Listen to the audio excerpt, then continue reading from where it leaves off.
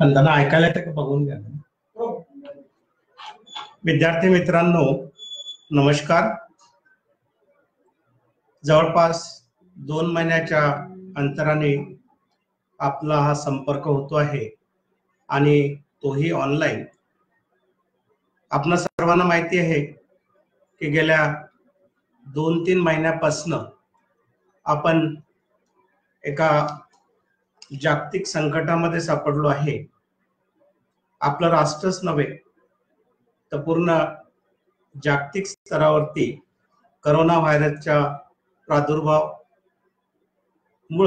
आपण सर्व संकटात आलोय.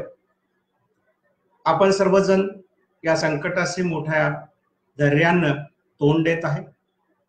आपल्याला माहिती आहे की गेल्या 17 मार्च पासून राज्य शासनाच्या निर्देशानुसार आपल्या विद्यापीठाने सर्व क्लासेस सस्पेंड केलेत आणि लॉकडाऊन हे टप्प्याटप्प्याने वाढवला गेलं. 25 मार्च पासून सुरू झालेलं लॉकडाऊन आता 3रा टप्पा सुरू आहे. तो जवळपास 17 मे पर्यंत. पुढली परिस्थिती कशी राहील, शासनाचे काय निर्देश येतील त्यानुसार विद्यापीठ आपली कार्यवाही करेल. 17 मार्च पासून लॉकडाऊन मध्ये असल्यामुळं पालकांच्या विद्यार्थ्यांच्या मनामध्ये अनेक प्रकारचे संभ्रम निर्माण झालेत. परीक्षा कशा होतील का, केव्हा होतील, निकाल कसे लागतील, केव्हा लागतील, पुढल्या वर्षीचे प्रवेश केव्हा होतील, या सर्व बाबीबाबत अनेक प्रश्न आपल्या मनामध्ये आहेत. गेल्या अनेक दिवसापासून अनेक स्टेक होल्डर सोबत मी संवाद साधायचा प्रयत्न केला. आज मी सकाळ वृत्त समूहाचं एक अभिनंदन करतो, आभार मानतो की त्यांनी हा प्लॅटफॉर्म आम्हाला उपलब्ध करून दिला. सर्वात महत्वाचा प्रश्न जो आता मेसेज मध्ये विद्यार्थ्यांकडून सुद्धा प्राप्त झाला आहे की विद्यार्थ्यांच्या परीक्षा, हे साहजिकच आहे. 17 मार्च पासून आपल्या विद्यापीठाच्या अंडर ग्रॅज्युएटच्या परीक्षा सुरू होणार होत्या. त्याच दिवशी लॉकडाऊन सुरू झाले. 31 मार्च पासून आपल्या पोस्ट ग्रॅज्युएटच्या परीक्षा सुरू होणार होत्या आणि एप्रिल महिन्यामध्ये पहिल्या किंवा दुसऱ्या आठवड्यामध्ये विद्यापीठाच्या काही शैक्षणिक विभागांच्या परीक्षा सुरू होणार होत्या. परंतु लॉकडाऊनमुळे त्या होऊ शकल्या नाही.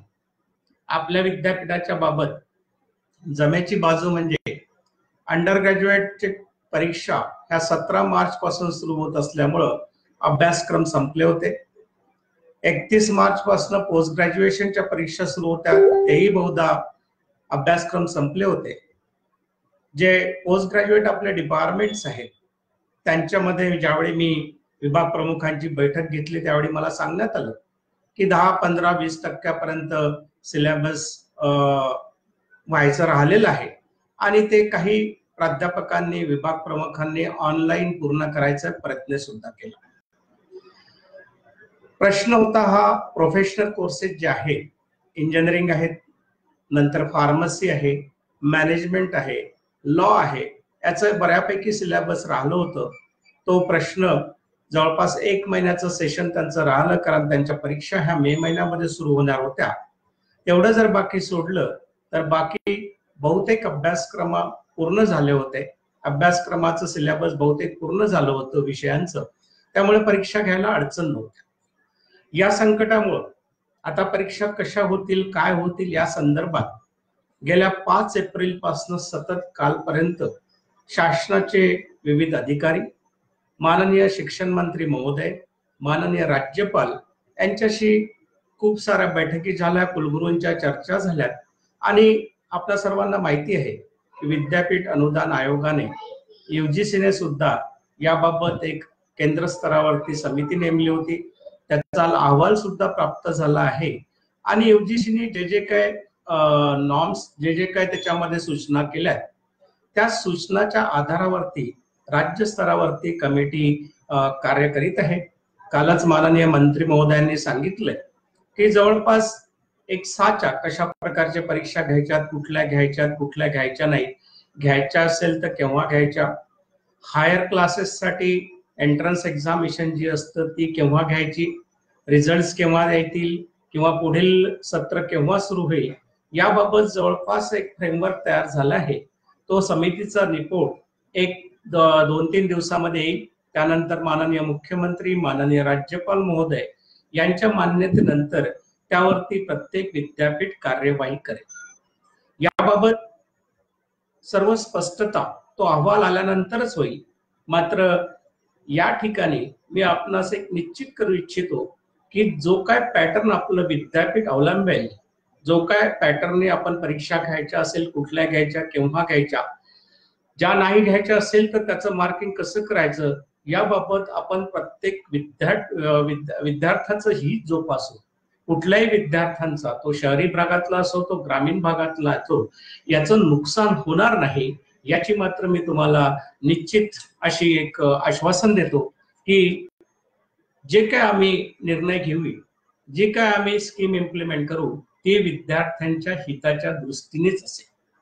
या लॉकडाऊनच्या पिरियडमध्ये गेल्या 2 महिन्यापासून आपण स्वतःच्या घरी आहात. काही विद्यार्थी इथे औरंगाबादमध्ये अडकलेले आहेत, काही जिल्ह्याच्या ठिकाणी असतील.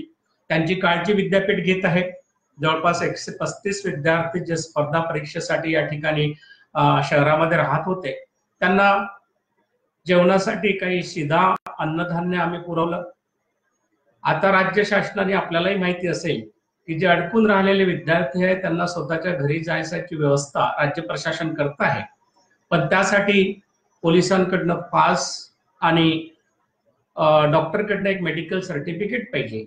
आपल्या विद्यापीठाच्या विद्यार्थ्यांसाठी ही खास सोय आम्ही आजपासून विद्यापीठाच्या परिसरामध्येच केली. इथे काही पोलीस अधिकारी उपस्थित आहेत. ते पास बाबत जे काय नॉर्म्स आहेत ते व्हेरीफाय करून जे संबंधित विद्यार्थी आहेत त्यांना पासेस देतील. मेडिकल सर्टिफिकेटचा प्रॉब्लेम विद्यार्थ्यांना एक भेसावत होता. त्याच्यामध्ये विद्यापीठाचे जे मेडिकल ऑफिसर आहेत त्यांचा आम्ही सांगितलंय की ज्या ज्या विद्यार्थ्यांना अशा प्रकारचे मेडिकल सर्टिफिकेट पाहिजे आहे त्यांची तपासणी करा आणि इथे विद्यापीठाच्या कॅम्पसमध्येच त्यांना सर्टिफिकेट द्या. म्हणजे दोन्ही कामं, त्यांचे पोलिसांकडनं मिळणारी परवानगी आणि मेडिकल ऑफिसरकडनं मिळणारं एक मेडिकल सर्टिफिकेट, हे दोन्ही डॉक्युमेंट विद्यापीठाच्या परिसरामध्ये आजपासून तुम्हाला उपलब्ध होत आहेत की जेणेकरून बाहेरगावी जायचा आपला एक जो मार्ग आहे तो एक सुकर होईल. अशा पद्धतीने विद्यापीठाने तो प्रॉब्लेम सोडवलेला आहे. आपण सर्वजण गेल्या 2 महिन्यापासून लॉकडाऊन मध्ये आहात. लॉकडाऊन मध्ये अर्थात अनेक उपक्रम सध्या ऑनलाईन पद्धतीने सुरू आहेत. वेबिनार आहेत, काही तज्ञांची लेक्चर्स आहेत. ज्यांच्याकडे इंटरनेट कनेक्शन आहे, व्हॉट्सअपच्या सोयी आहे, सोशल मीडियावरती आपण सर्व हे अवगत करत असाल. या ठिकाणी मी एवढंच सांगू इच्छितो की परीक्षेचं जे काय आहे 1-2 दिवसामध्ये डिक्लेरेशन होईल. मात्र या लॉकडाऊनच्या काळामध्ये आणखी अनेक गोष्टी आपण ज्या करू शकता त्या ऑनलाईन काही कोर्सेस आहेत. काही विद्यापीठांनी सुरू करायचा विद्यापीठाचा प्रयास आहे.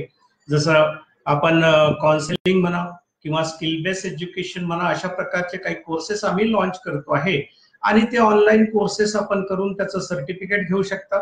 युजीसीने जे सुरू केलेले आहेत स्वयं आणि मुख्य कोर्सेस तेही आपण करू शकता. संशोधन करणारे जे विद्यार्थी आहेत, पीजीचे असो, एमफिलचे असो किंवा पीएचडीचे असो, त्यांना सर्व काही लिटरेचर हे गुगलवरती अवेलेबल आहे, त्यामधनं तुम्ही जाऊ शकता. दुसरं, ज्या स्पर्धा परीक्षा आहेत त्या हायर एज्युकेशनसाठी असो, त्याचं सुद्धा माननीय मंत्री महोदयांनी काल सांगितलंय की त्याचंही शेड्यूल एक 2-3 दिवसामध्ये डिक्लेअर होईल. की जसं आता एमएच्या परीक्षा आहेत, एमटेकच्या आहेत, एमफॉर्मच्या आहेत, काही लॉच्या परीक्षा आहेत ज्याला एक एंट्रन्स एक्झामिनेशन राहतं, त्या एंट्रन्स एक्झामिनेशनचं शेड्यूल सुद्धा डिक्लेअर होईल. त्याची तयारी तुम्ही घरी बसून करू शकता. अनेक संशोधन प्रकल्पावरती तुम्ही त्याच्यावरती वर्क करू शकता. अशा प्रकारचे अनेक उपक्रम. आणि या व्यतिरिक्त विद्यापीठाने एक फेसबुक लॉन्च केलेला आहे की त्या फेसबुकवरती असे आर्टिकल्स तज्ञांचे, प्राध्यापकांचे, इव्हन काही विद्यार्थ्यांचे, ते सिलेबस किंवा करिक्युलम सोबतच नव्हे तर त्या व्यतिरिक्त त्यांना काही ऍडिशनल नॉलेज असो, नॉलेज बेस असो, स्किल बेस असो, इव्हन आम्ही अशा इन्स्ट्रक्शन दिल्या की काही त्यांचे हॉबीज आहेत, काही त्यांच्या आवडीनिवडी आहेत, काही एंटरटेनमेंट आहेत, अशा प्रकारचे प्रोग्राम सुद्धा रोज 2 ते 3 तास त्या फेसबुक पेजवरून प्रसारित होत आहेत. तुम्हाला सुद्धा मी आवाहन करतोय की मित्रांनो, हे जे संकट आलेलं आहे हे संकट म्हणून याला स्वीकारू नका, तर एक आव्हान म्हणून याला स्वीकारा आणि या काळामध्ये आपले काही जर छंद असतील ते आपण जोपासावे, आपलं स्किल कसं आणखी वाढेल त्या दृष्टीने प्रयत्न करावे, आपल्या आरोग्याची काळजी घ्यावी, आपल्याच नव्हे तर आपले कुटुंबीय आहे, आपला परिवार आहे, या सर्वांना ज्या ज्या पद्धतीने होईल त्या त्या पद्धतीने मार्गदर्शन करावं. कारण आपण एक 18 ते 24-25 वर्षा गटातील विद्यार्थी आहात, मॅच्युअर्ड आहात, आपल्याला जाणीव आहे काय संकट आहे आणि कशा पद्धतीने त्याचा प्रादुर्भाव कमी करता येईल याचा समज आपल्याला आहे. तो शहरी भागात असो की ग्रामीण भागात असो, आपण त्या दृष्टीने प्रयत्न केले पाहिजे. कारण आपल्यापेक्षा आपले पालक कदाचित जास्त चिंतित असतील की आपल्या पाल्याच्या परीक्षा केव्हा होतील, त्यांचे निकाल कसे लागतील, पास झाल्यानंतर ग्रॅज्युएशन किंवा पोस्ट ग्रॅज्युएशन नंतर त्यांचं प्लेसमेंट कसं होईल, हे सर्व प्रश्न पालकांसमोर, एक पालक म्हणून मी ह्या सर्व बाबी समजू शकतो, हे त्यांच्या डोळ्यासमोर हे गंभीर प्रश्न उपस्थित होतात. मी पालकांना सुद्धा एक आव्हान करू इच्छितो की कुठल्याही प्रकारची चिंता करू नका. हे संकटातून आपण बाहेर पडल्यानंतर हे जे चॅलेंज आहे ते आपण ऍक्सेप्ट करू. विद्यार्थ्यांचं मनोबल कमी होऊ देऊ नका, आपलं मनोबल कमी होऊ देऊ नका. आम्ही असं डिसाईड केलंय, आम्ही असा निर्णय घेतलाय की प्रत्येक जिल्ह्यामध्ये विद्यापीठाच्या अंतर्गत जे 4 जिल्हे येत आहेत, औरंगाबाद आहे, जालना आहे, उस्मानाबाद आहे आणि बीड आहे, या 4ही जिल्ह्यामध्ये आम्ही काउन्सिलिंग ग्रुप तयार करतो आहे आणि विद्यार्थ्यांच्या ज्या ज्या काही समस्या असतील त्यांचं काउन्सिलिंग कशा प्रकारे करायचं, असा मध्ये युजीसीने आम्हाला एक पत्र पाठवलं होतं की घरी राहून काही विद्यार्थ्यांचं मनोबळ कमी झालेलं आहे, त्यांचा आत्मविश्वास कमी झालेला आहे. त्यामुळे आम्ही आमच्या जो सायकोलॉजी किंवा मानसशास्त्र विभाग आहे यांना एक इन्स्ट्रक्शन दिले आहे. या दृष्टीने सोशल मीडियावरती काही आर्टिकल्स, काही पीपीटीज, पॉवर पॉइंट प्रेझेंटेशन असे देता आले की जेणेकरून विद्यार्थ्यांचा एक आत्मविश्वास किंवा मनोबळ वाढेल. त्याच दृष्टीने हे प्रत्येक जिल्ह्यामध्ये आमचे काउन्सिलिंग सेंटर सुरू होतील आणि कोविड-19 नंतर किंवा या ड्युरिंग पिरियड मध्ये त्यांना प्लेसमेंट बद्दल, त्यांना एंटरप्रिनरशिप बद्दल, त्यांना हायर एज्युकेशन बद्दल सुद्धा आम्ही गायडन्स करू. अशा पद्धतीची स्कीम आम्ही हाती घेतलेली आहे. गेल्या 25 दिवसामध्ये जवळपास 25-30 ऑनलाईन मीटिंग्स मी घेतलेल्या आहेत. जे काय स्टेक होल्डर्स आहेत, मॅनेजमेंट काउन्सिल असो, नंतर आमचे बोर्ड ऑफ डीन्स आहेत, नंतर प्राध्यापक आहेत, इव्हन टीचर संघटना आहेत आणि प्रसार माध्यमांचे प्रतिनिधी आहेत, या सर्वांसोबत आम्ही चर्चा केली आहे आणि जे जे काही शासनाकडनं मला निर्देश प्राप्त होतात, ज्या ज्या इंटरॅक्शन आमच्या शासनासोबत होतात त्या स्टेक होल्डर पर्यंत आम्ही पोहोचवल्या आणि सर्वांमध्ये एक सकारात्मक असा दृष्टिकोन आम्ही निर्माण करायचा प्रयत्न केला. विभाग प्रमुखांच्या बैठकीमध्ये जवळपास 66 ते 70 विभाग प्रमुख त्या दिवशी त्या बैठकीला होते, अधिकारी आणि विभाग प्रमुख. त्याच्यामध्ये आम्ही त्यांना सांगितले की सुट्या हा जाता जो लॉकडाऊनचा पिरियड आहे याच्यामध्ये वर्क फ्रॉम होम दिलेला आहे, याच्यामध्ये जर राहिलेलं काही सिलेबस असेल तर ते आपण ऑनलाईन प्रयत्न करा पूर्ण करायचा. मला काही रिपोर्ट आलेले आहेत, काही प्राध्यापकांनी, विभाग प्रमुखांनी ते पूर्णही केले. कदाचित काही विद्यार्थ्यांकडे स्मार्टफोन नसतील किंवा ह्या सुविधा उपलब्ध नसतील तर त्यांना सुद्धा तो बेनिफिट कशा प्रकारे घेता येईल हे सुद्धा आपण प्रयत्न करा. आणि याही पलीकडे एक मी तुम्हाला सांगतोय की ज्यावेळी अशा परीक्षा घ्यायचा जर काही प्रश्न आला आणि 5-10% सिलेबस जर कम्प्लीट व्हायचं असेल, आम्हाला माहिती आहे की विद्यार्थी आता या मानसिकतेमध्ये नाही आहे की तो क्लासरूम मध्ये येऊन रेग्युलर क्लासेस करेल. अशा वेळी ते 5-10% सिलेबस वगळून जर परीक्षा घ्यायच्या झाल्या तर त्याच्यावरती आम्ही घेऊ की जेणेकरून विद्यार्थ्यांचं कोणतंही नुकसान होणार नाही. आमचे अनेक प्राध्यापक, विभाग प्रमुख त्याच्यावरती काम करतायत. संलग्नित महाविद्यालयांचे प्राचार्य, प्राध्यापक यांच्या सुद्धा अनेक चांगल्या प्रकारच्या संकल्पना येत आहेत,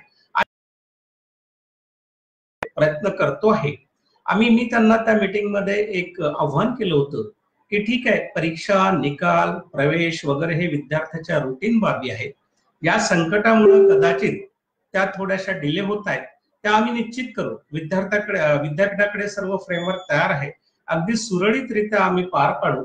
मात्र त्यानंतर कोविड-19 ची जी परिस्थिती आहे ती मात्र अधिक गंभीर व्हायची शक्यता आहे.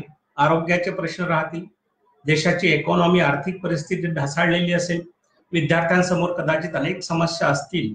या दृष्टीने प्राध्यापकांनी विचार करून त्याला कशा पद्धतीने ऍड्रेस कराव्यात. खूप सारे आर्टिकल्स आमच्याकडे आलेले आहेत. आम्ही सांगितले की त्याच्यावरती संशोधन करा. संशोधन म्हणजे नुसतं काही सायन्स आणि टेक्नॉलॉजीज मध्ये नव्हे, तर ह्युमॅनिटीज असो, सोशल सायन्स असो, कॉमर्स मॅनेजमेंट असो, सर्व दृष्टीने प्राध्यापक म्हणजे एक समाजातला इंटेलेक्च्युअल एक अकॅडमिक असा घटक आहे. त्याच्याकडनं समाजाच्या खूप साऱ्या अपेक्षा आहेत. या अपेक्षा पूर्ण करायसाठी त्यांनी एक इंटेलेक्च्युअल थॉट देऊन काहीतरी अशा स्कीम दिल्या पाहिजेत की कोविड-19 नंतरचे जे इफेक्ट आहेत, आम्ही तुम्हाला सांगितलंय की हे संकट आहे, परंतु आम्ही ते संकट म्हणून जाणत नाही, तर आम्ही ते चॅलेंज म्हणून ऍक्सेप्ट केलेलं आहे आणि विद्यापीठ त्या चॅलेंजला फेस करण्यासाठी, तोंड देण्यासाठी तयार आहे. अशा पद्धतीचं आम्ही एक प्राध्यापकांना आव्हान केलं. एक चांगल्या प्रकारच्या स्कीम त्यांच्याकडनं येत आहेत आणि त्याच्यावरती आम्ही वर्कआउट करत आहोत. एक युजीसीच्या गाईडलाईन्स जर आपल्यापैकी काही लोकांनी वाचल्या असतील तर कोविड-19 नंतरची शैक्षणिक पद्धती कशी असावी याच्यावरती सुद्धा तज्ञांचा एक विचार सुरू आहे. आपली ही जी कन्व्हेन्शनल टीचिंग पद्धती आहे ही क्लासरूम मध्ये आलेच पाहिजे, परीक्षा ह्या लेखी स्वरूपात दिल्याच पाहिजे आणि अशा प्रकारचे संकट. कारण मित्रांनो, मी परत तुम्हाला सांगतो की लॉकडाऊन संपलं म्हणजे कोरोनाची भीती संपलेली नाही. लॉकडाऊन कदाचित उठवल्या गेल्यानंतर आपल्याला सर्व प्रिकॉशन, जे शासन म्हणतं की मास्क लावून यावं, हात स्वच्छ धुवावे, एक सोशल डिस्टन्स आपण ठेवावं, अशा पद्धतीने आणि जास्तीत जास्त मुवमेंट अशा कमी कराव्यात, जिथे आवश्यक असेल तिथेच जावं, ह्या प्रिकॉशन आपल्याला घेणं आवश्यक आहे. लॉकडाऊन उठल्यानंतर सुद्धा 1 ते 1.5 वर्ष हे आपल्याला खूप साऱ्या ह्या काळजी घ्यायच्या आहेत आणि अशा वेळी विद्यार्थ्यांचं शैक्षणिक नुकसान होऊ नये म्हणून आपण काहीतरी नवीन शैक्षणिक पद्धती अंमलात आणता येईल का, याबाबत सुद्धा विचार करणं सुरू आहे. माननीय मंत्री महोदयांच्या बैठकीमध्ये याची चर्चा झाली. विभाग प्रमुखांची जी ऑनलाईन बैठक आम्ही घेतलेली आहे त्यावेळी आम्ही त्यांना सांगितले की कोविड-19, after covid what should be academic or this education system, त्या पद्धतीने सुद्धा थॉट द्या. आम्ही त्यांना एक सांगितलं की आपल्या कंटेंटमध्ये 20 ते 40% कंटेंट हे ऑनलाईन पद्धतीने असायला पाहिजे आणि त्याची तयारी आतापासून आपण करणं आवश्यक आहे की जेणेकरून प्रत्येक विद्यार्थ्याला प्रत्येक दिवशी वर्गामध्ये किंवा प्रॅक्टिकल क्लासमध्ये यायची आवश्यकता राहणार नाही. एक मुवमेंट्स त्याच्या कमी होतील. त्या पद्धतीने ऑनलाईन टीचिंग लर्निंगचे काही कंटेंट आपण तयार केले आणि अशा प्रकारचं प्रत्येक सब्जेक्टमध्ये आमचा विचार आहे की ही अशा प्रकारची स्कीम तयार झाल्यानंतर ज्यावेळी सेशन सुरू होईल, आमच्या बोर्ड ऑफ स्टडीज मध्ये अशा प्रकारचा एक एक्सरसाइज आम्हाला त्यांना देऊ की हे कंटेंट त्याच्यामध्ये इन्क्लूड करावे आणि त्याच पद्धतीने ऑनलाईन परीक्षा, ज्यावेळी ऑनलाईन परीक्षेचा एक सूर निघाला होता बैठकीमध्ये, त्यावेळी आम्ही सांगितलं की आमच्या विद्यापीठामध्ये डॉक्टर बाबासाहेब आंबेडकर मराठवाडा विद्यापीठामध्ये जी भौगोलिक परिस्थिती आहे, ज्या आर्थिक आणि सामाजिक इथल्या समस्या आहेत, बहुतेक विद्यार्थी हे ग्रामीण भागातले आहेत, त्यांच्याकडे कदाचित स्मार्टफोन नसेल, नेटवर्किंग नसेल, इलेक्ट्रिसिटीचे सुद्धा प्रॉब्लेम असेल. तशा वेळी ऍज ऑन टुडे आम्ही ऑनलाईन पद्धतीने एक्झामिनेशन 100% घेऊ शकणार नाही. पण मात्र हा एक्सक्यूज आपल्याला भविष्यामध्ये ठेवता येणार नाही. कदाचित असे संकट भविष्यामुळे आले तर त्यामध्ये सुद्धा आपण तयार असलो पाहिजे. आमचे विद्यापीठ सुद्धा प्रत्येक विद्यार्थ्यामध्ये ऑनलाईन टीचिंग लर्निंग आणि परीक्षा घेण्याच्या दृष्टीने सर्व फॅसिलिटीज कशा पद्धतीने तयार करता येईल या पद्धतीने आम्ही प्रयत्न करूया की जेणेकरून अशा प्रकारच्या घटना जर भविष्यामध्ये घडल्या, कारण हे नैसर्गिक आपत्ती आपल्या हातात नाहीये, जर अशा प्रकारच्या घटना जर घडल्या तर त्याला आपण प्रत्युत्तर दिलं पाहिजे. त्या पद्धतीने सुद्धा विद्यापीठाकडे स्कीम आम्ही तयार करतो आहे की जेणेकरून कुठल्याही विद्यार्थ्यांचं नुकसान होणार नाही. मित्रांनो, परीक्षा, निकाल, पुढल्या वर्षीच्या प्रवेशाबद्दल मी तुम्हाला आताच सांगून देतो की विद्यापीठाच्या शैक्षणिक विभागामध्ये जे प्रवेश होणार आहेत ते ऑनलाईन पद्धतीने होणार आहेत. शक्यतोवर तुम्हाला इथे यायची आवश्यकता बनणार नाही आणि त्याची आमची अशी स्कीम आहे की सायन्स आणि टेक्नॉलॉजीचे जे काही सब्जेक्ट्स आहेत त्याच्यासाठी फक्त तुम्हाला एक ऍप्लिकेशन भरावं लागेल. तुमच्या घरी बसूनच तुम्ही अप्लाय करू शकता. त्याच्यासाठी एंट्रन्स एक्झामिनेशन घ्यायचा आमचा मानस नाही आहे. जे काय तुम्हाला ग्रॅज्युएशन लेवलला मार्क्स मिळाले असतील त्याच्यावरती आम्ही तुमचे प्रवेश देऊ आणि सर्व प्रवेश हे ऑनलाईन पद्धतीने होणार आहे. त्यामुळे परीक्षा, निकाल, प्रवेश याबाबत तुम्ही निश्चिंत राहा. तुमच्या प्रत्येकाचा जे काही इंटरेस्ट आहे ते जोपासले जातील आणि प्रत्येकाच्या हिताच्या दृष्टीने निर्णय घेतले जातील. याशिवाय गेल्या 2 महिन्यापासून विद्यापीठ अनेक सामाजिक उपक्रम चालवत आहे. मी सर्व प्राध्यापकांचं, विद्यार्थ्यांचं यासाठी अभिनंदन करतो. राज्य स्तरावरती सुद्धा ह्या सर्व बातम्या गेल्या आहेत आणि आपलं विद्यापीठ याच्यामध्ये अग्रेसर आहे. NSS चे विद्यार्थी जे आहेत त्यांचं मी तर विशेष अभिनंदन करेल की पहिल्या दिवशी पासनं, लॉकडाऊन सुरू झाल्यापासनं NSS चे विद्यार्थी, जे प्रोग्राम कोऑर्डिनेटर्स आहेत ते ही आपली समाजाला सेवा देत आहेत, आपला जीव धोक्यात घालून. मी स्वतः कलेक्टर ऑफिसला बघितलं की आपल्या महाविद्यापीठाचे 2 विद्यार्थी सकाळपासून तर संध्याकाळपर्यंत हेल्पलाईन वरती बसले होते.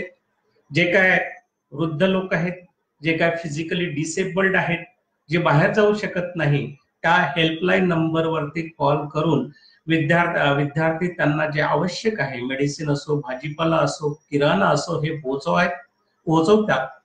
एक इन्स्ट्रक्शन ब्राउचर आपण NSS च्या वतीनं आणि दीनदयाल केंद्राच्या वतीनं आपण प्रकाशित केलेलं आहे की जेणेकरून प्रत्येक विद्यार्थ्याला काय आपण प्रिकॉशन्स घ्यावा याबद्दलची माहिती मिळेल. NSS द्वारा बचत गटाच्या साह्याने इव्हन विद्यापीठातील जे नॉन टीचिंग महिला कर्मचारी आहेत, ज्यांच्याकडे शिलाईची व्यवस्था आहे, शिलाई मशीन आहे, त्यांच्याकडे आम्ही मास्क बनवण्याचं जवळपास 3000 मास्क आपण बनवलेत. काही ग्रामीण भागामध्ये वितरणही करण्यात आलेलं आहे. 5000 लिटर सॅनिटर बनवण्याचा प्रकल्प आपण हातात घेतला आहे.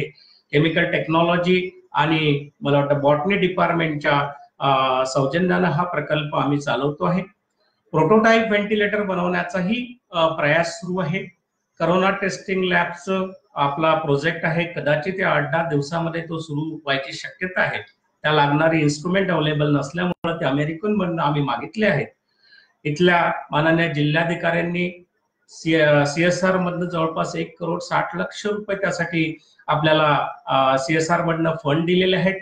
तसंच उस्मानाबाद उपपरिसरामध्ये सुद्धा आपण एक करोना टेस्टिंग लॅब सुरू करतो आहे. तिथल्याही जिल्हाधिकाऱ्यांनी विद्यापीठाला जवळपास 70 लाखाची इन्स्ट्रुमेंट मिळवून दिली. तेही सेंटर एक 10-15 दिवसामध्ये सुरू व्हायची शक्यता आहे. हे 2 सेंटर, कदाचित ही सेंटर सुरू झाली तर महाराष्ट्रातलंच नव्हे तर देशामधलं आपलं एक पहिलं विद्यापीठ असेल की जिथे 2 करोना टेस्टिंग लॅबोरेटरीज आहेत. महाराष्ट्रातल्या काही विद्यापीठांनी सुरू केले आहेत. माननीय मंत्री महोदयांनी प्रत्येक विद्यापीठाला हे करोना टेस्टिंग सेंटर सुरू करायला सांगितले. कारण ही आपत्ती फक्त 1-2 दिवसाची नाही आहे, हे लॉंग टर्म आहे. अशा प्रकारचे सेंटर्स समाजाच्या सेवेसाठी विद्यापीठामध्ये सुरू झाले पाहिजेत, अशा प्रकारची भावना मंत्र्यांनी सांगितली होती आणि त्याला चांगला एक प्रतिसाद सुद्धा मिळालाय. ऑटोमाइज सॅनिटायझर सुद्धा आम्ही इथे बनवलंय. आपल्या दीनदयाल उपाध्याय जे कौशल्य केंद्र आहे त्यांनी हे बनवलंय. त्याच्या व्यतिरिक्त आणखी काही इन्स्ट्रुमेंट्स आम्ही इथे बनवतो की जेणेकरून लॉकडाऊन नंतरचा जो पिरियड आहे तिथे जास्त इन्फेक्शनचा प्रसार होणार नाही.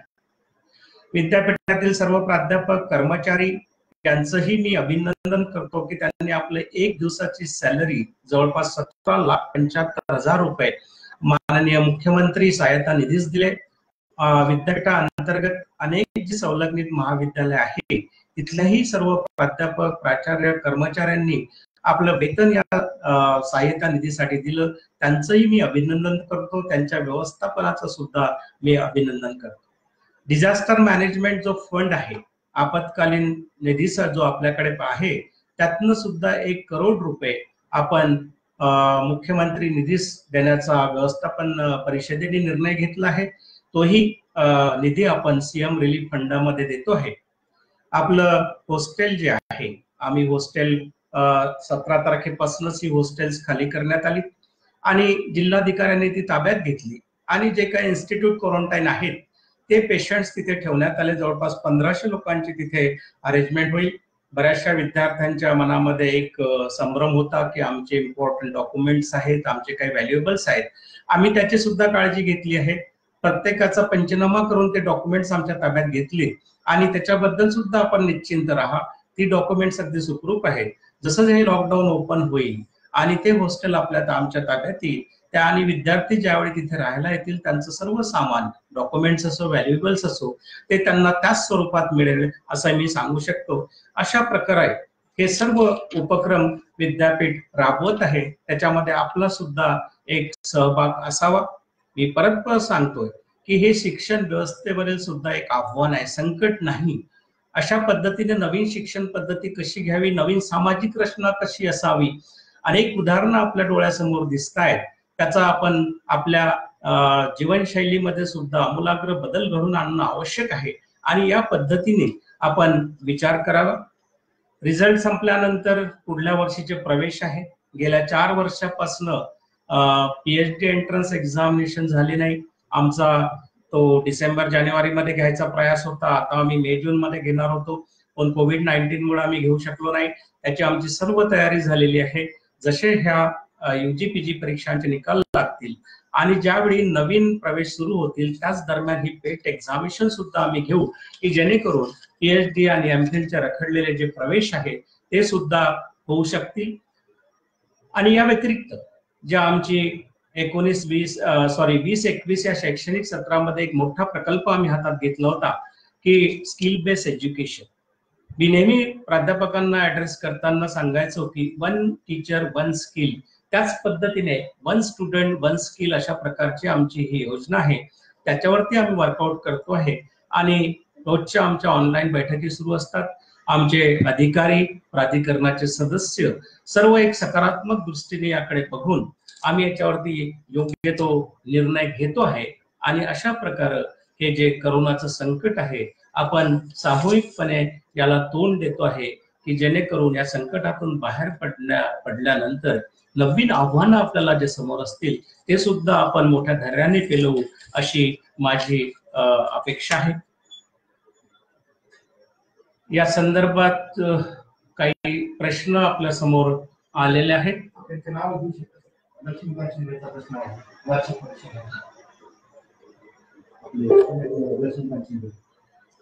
श्री सदाम शेख यांचा एक प्रश्न आहे की 2 दिवसात एक्झाम टाइम टेबल आल्यानंतर लगेच एक्झाम होईल, मग आता का आणखी पुढे जातील सर? त्याच्यामध्ये मी सांगू इच्छितो तुम्हाला की जो काय आता निर्णय होईल ते 2 ते 3 दिवसामध्ये आपल्याला अहवाल येईल. ज्या काय परीक्षा घ्यायच्या आहेत त्या परीक्षेचा टाइम टेबल कमीत कमी 15 दिवस ते 3 आठवड्याच्या आधी तुम्हाला देईल की जेणेकरून तुम्ही त्याची पूर्वतयारी करू शकाल. त्याच्यामध्ये एक थॉट असाही आहे, म्हणजे त्याच्याबद्दल अजूनही काही निर्णय झालेला नाही आहे. जसं युजीसी म्हणतं की कमी ड्युरेशनच्या परीक्षा घेता येतील का, 3 तासाऐवजी 2 तासाच्या परीक्षा घेता येईल का, की जेणेकरून 1 दिवसामध्ये 2 ऐवजी 3 ते 4 पेपर विद्यापीठाला घेता येईल. त्या संदर्भात सुद्धा आम्ही विचार करतो आहे आणि शासनाचे जे निर्णय येतील ते आम्ही तुमच्या समोर ठेवूच. श्री प्रवेश खान यांचा एक प्रश्न आहे की सर विद्यापीठाच्या परीक्षा कधी होणार, परीक्षा कोणत्या होणार आहेत कोणत्या नाही होणार आहेत हे 2-4 दिवसामध्ये अहवाल आल्यानंतर तुम्हाला निश्चित कळेल आणि ज्या काय परीक्षा होणार आहेत त्या जुलै महिन्यामध्येच होतील. तुम्हाला माहिती आहे की युजीसीने जे एक अकॅडमिक कॅलेंडर दिलं आहे त्याच्यामध्ये 1 ऑगस्ट पासून जे हायर क्लासेस आहेत, म्हणजे फर्स्ट इयर मधून सेकंड इयर गेलेले मुलं, सेकंड इयर मधून थर्ड इयर मध्ये गेलेले मुलं, 4 वर्षाचा कोर्स असेल तर 4th इयरला आणि 5 वर्षाचा कोर्स असेल तर 5th इयरला किंवा फायनल इयरला गेलेले मुलं, यांचे जे क्लासेस आहेत ते 1 ऑगस्ट पासून सुरू करायचा प्रयास आहे आणि नवीन जे प्रवेश होतील ते 1 सप्टेंबर पासून होतील. त्या प्रकारचं अकॅडमिक कॅलेंडर आम्ही बनवत आहे. जे विद्यापीठाचे प्राधिकरण आहेत, अकॅडमिक काउन्सिल आहे, मॅनेजमेंट काउन्सिल आहे, यांच्या मंजुरीनंतर आम्ही ते अंमलात आणू. मात्र परत मी सांगतो की जे काही निर्णय होतील ते विद्यार्थ्यांच्या हिताचेच होतील, हे मात्र मी तुम्हाला नक्की सांगतोय.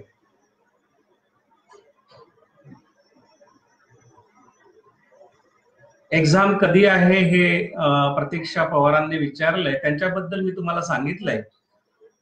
पुढील वर्षाचे शैक्षणिक कॅलेंडर बिघडणार नाही याची आपणास काळजी घ्यावी लागेल, ते सुद्धा आम्ही घेतो आहे आणि पुढलं वर्ष जास्त अफेक्ट होणार नाही त्यासाठी आम्ही काही मंत्री महोदयांना परवाही जी बैठक झाली आमची त्याच्यामध्ये आम्ही स्कीम्स दिल्या आहेत आणि ते त्यांनी अप्रिशिएट केलं आहे की जेणेकरून पुढल्या वर्षी विद्यार्थ्यांवरती जास्त बर्डन येणार नाही.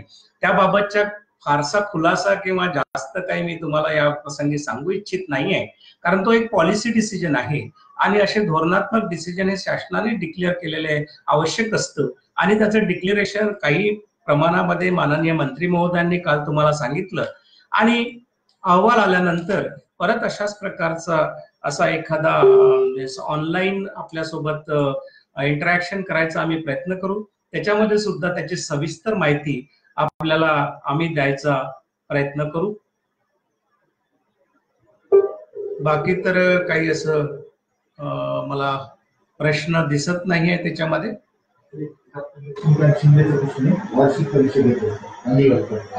डॉक्टर लक्ष्मीकांत शिंदेंनी जे विचारलेलं आहे की वार्षिक परीक्षा घेता येईल का अॅन्युअल पॅटर्नने, शिंदे सर त्याबाबत आम्ही असं सांगू इच्छितो की युजीसीची जी मार्गदर्शक तत्वे आली आहेत त्या मार्गदर्शक तत्वावरती ज्या गाईडलाईन्स आलेल्या आहेत त्याच्यावरती जवळपास आमच्या 5 मीटिंग झालेल्या आहेत. त्यामुळे असा कुठलाही पॅटर्न जे एक्झिस्ट, कारण प्रत्येक विद्यापीठाचे ऑर्डिनन्स वेगवेगळे आहेत, मात्र राज्य स्तरावरती एकच निर्णय घेऊन थोडीशी फ्लेक्झिबिलिटी त्यामुळे विद्यापीठांमध्ये राहील. मात्र अॅन्युअल सेमिस्टर म्हणजे अशा प्रकारचा कुठलाही चेंज आता याच्यामध्ये होणार नाही. जी स्कीम आम्ही एक चांगली बनवलेली आहे, म्हणजे ऑफ द रेकॉर्ड मी तुम्हाला सांगतोय की कुठल्याही विद्यार्थ्याचं नुकसान होणार नाही अशा प्रकारचं आम्ही हे जे आहेत ह्या परीक्षा घेऊ. देशमुख पवन यांनी विचारलंय की 19-20च्या रखडलेल्या निकालाबाबत काही सांगू शकाल का? 2 निकाल रखडलेले आहेत, इंजिनिअरिंगचा आणि फार्मसीचा. मी परवालाच परीक्षा नियंत्रकांना सांगितलं, कदाचित त्या 2-4 दिवसामध्ये फक्त थोडासा डाटा बाबत या लॉकडाऊनमुळे आम्हाला प्रॉब्लेम येतो आहे, तो क्लिअर झाल्यानंतर या 2-3 दिवसामध्ये तो रिझल्ट लागेल, डेफिनेटली लागेल, कारण तशा प्रकारच्या इन्स्ट्रक्शन मी त्यांना दिलेले आहे. श्री निखल सूर्यताल यांनी विचारलंय की फर्स्ट इयरची एक्झाम होणार, लॉची परीक्षा होणार आहे का?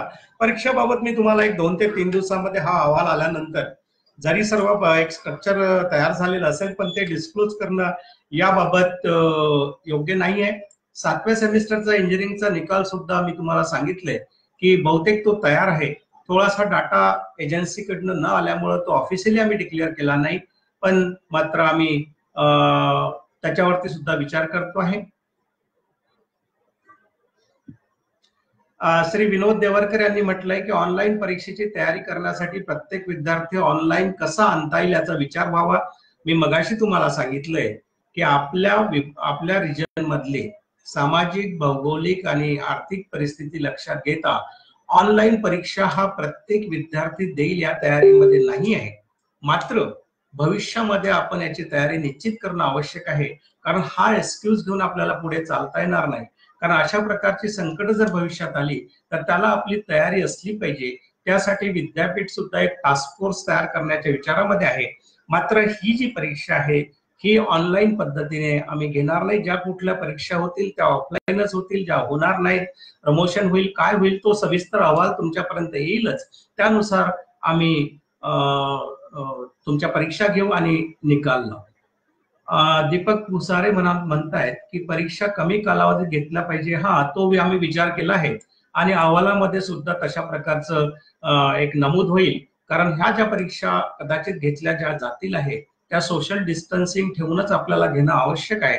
त्यामुळे त्या कमीत कमी कालावधीमध्ये कशा घ्याव्यात, प्रॅक्टिकल कसे घ्यावेत, प्रोजेक्टचा वायवा ऑनलाईन मध्ये घेता येईल का, असे अनेक विचार प्रवाह त्याच्यावरती आणि त्याच्यावरती विद्यार्थी हिताच्या दृष्टीनेच आम्ही निर्णय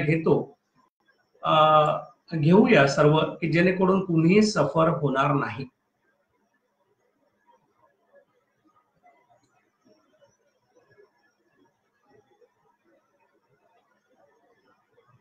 सेट एक्झामिनेशन बाबत प्रज्ञा गायकवाडांनी विचारलेलं आहे. तर सेट एक्झामचं सुद्धा शेड्यूल जो काय आता अहवाल येईल विद्यापीठासाठी तेव्हाच डिक्लेअर होईल, कारण आमच्या प्रत्येक मीटिंग मध्ये सेट एक्झामचे कमिशनर हजर असायचे आणि माननीय मंत्री महोदयांनी त्यांना सुद्धा सूचना दिलेल्या आहेत की सेट एक्झामचं शेड्यूल सुद्धा तुम्ही याच अहवालामध्ये द्या, की जेणेकरून 2-3 दिवसामध्ये हे पूर्ण पिक्चर समाजासमोर येईल आणि जो एक संभ्रम आहे परीक्षाबद्दल तो राहणार नाही असं मला वाटतंय. उत्कर्ष देशमुखांनी विचारलं आहे की काही निवडक वर्षातील विद्यार्थ्यांना पुढील वर्गात प्रमोट केले जाणार आहे की याबद्दल मार्गदर्शन अपेक्षित. हे सुद्धा एक पॉलिसी डिसिजन आहे, 2 ते 3 दिवसामध्ये आपल्या समोर येईलच की प्रमोट होणार आहेत, परीक्षा घेणार आहेत. हे सर्व जे काय डिसिजन होतील त्या अहवालाच्या स्वरूपामध्ये आपल्या समोर येतीलच आणि त्यानंतर सर्व जे स्टेक होल्डर्स आहेत, प्राध्यापक आहेत, प्राचार्य आहेत, शिक्षक संघटना आहेत, विद्यार्थी आहेत, यांच्यासोबत चर्चा करूनच विद्यार्थ्यांच्या हिताच्या दृष्टीनं विद्यापीठ हे निर्णय घेईल हे मी तुम्हाला या प्रसंगी सांगू इच्छितो. परत एकदा सकाळ समूहाचं मी अभिनंदन करतो की हा प्लॅटफॉर्म उपलब्ध करून दिला. सर्व विद्यार्थी मित्रांसोबत प्राध्यापक असो, काही कदाचित प्राचार्य प्राध्यापकही जॉईन झाले असतील, या सर्व स्टेक होल्डर सोबत इंटरॅक्ट करायची संधी तुम्ही आम्हाला प्राप्त करून दिली त्याबद्दल मी माझ्या वतीनं, आमच्या विद्यापीठाच्या वतीनं सकाळ वृत्त समूहाचं हार्दिक अभिनंदन करतो, आभार मानतो आणि सर्व विद्यार्थ्यांना एक आव्हान करतो की आपल्या प्रकृतीची काळजी घ्या, सोशल डिस्टन्सिंग वापरा. शासन आणि केंद्र आणि राज्य शासनाने जे जे आपल्याला सांगितलं, कारण आपण जर डेव्हलप किंवा युरोपियन कंट्रीच्या कंपॅरिझन मध्ये बघितलं तर we are in a safer side. राज्य शासनाने, केंद्र शासनाने जे काही पावले उचलली त्यामुळं बराचसा प्रादुर्भाव आपल्याकडे कमी आहे. मात्र तो डिसीज किंवा ते इन्फेक्शन असं आहे की त्याला अद्यापपर्यंत काही मेडिसिन नाही आहे. त्यामुळे जेवढ्या काही जास्तीत जास्त प्रिकॉशन आपण घेता येईल तेवढा घ्याव्यात आणि एक विद्यार्थी म्हणून, एक नागरिक म्हणून आपण समाजाला याबाबत सुद्धा कसं काय जागृत करता येईल, ऑनलाईन पद्धतीने म्हणा, आपले कुटुंबीय म्हणा, आपला परिवार म्हणा, आपला मित्र म्हणा, आपले मित्रमंडळी म्हणा, या सर्वांची आपण काळजी घ्या. परत एकदा मी सकाळचे आभार मानून आपली सर्वांची रजा घेतो. धन्यवाद.